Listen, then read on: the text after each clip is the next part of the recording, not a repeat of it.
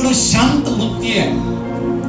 Bible सांगतं Asia 9:6 त्याला शांतीचा राजकुमार म्हटलेला आहे. आमेन. म्हणजे शांत वृत्ती, म्हणजे शांत वृत्ती कशाने मिळणार? तो येशू आपल्या जीवनात आहे तर चर्च आपल्याकडे शांत वृत्ती मिळणार असणार. जर येशू नाही, जर 50-50 म्हटलं ना, आता 50-50 बिस्किट भेटतं, पुष्कळ लोकांनी पहिले खाल्लेली आहे. त्या 50-50 वरून प्रत्येक गोष्टीत 50-50.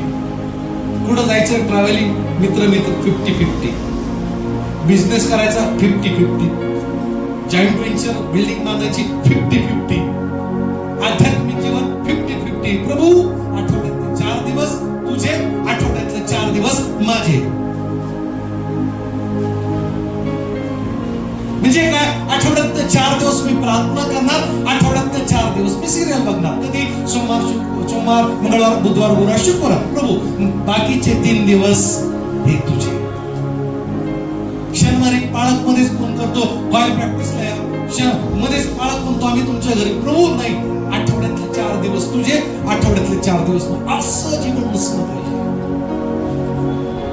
50-50चं जीवन जगू नका.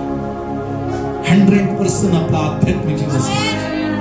मग त्यासाठी इन्नर जी स्टॅबिलिटी आहे ती आमच्याकडे असली पाहिजे. आणि बायबल सांगतो दुसरी गोष्ट आपण पाहत आहोत, चिंता आणि तणावमुक्त आपलं जीवन असलं पाहिजे.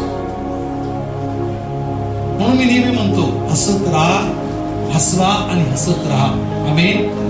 Praise the lord. फक्त दुःख घेऊन बसू नका की माझं पुढं कसं होणार, म्हणजे लेकरांचं कसं होणार, मी कसं नोकरी नाही तर पुढं कसं होणार, याची चिंता करू नका. बायबल सांगतो आकाशातील पाखरं पहा, ती पेरणी करत नाही, कापणी करत नाही, तरी आपला देव त्यांना खायला घालतो. चर्च आपण तर त्याच्यापेक्षा श्रेष्ठ आहोत. आमेन. Praise the Lord.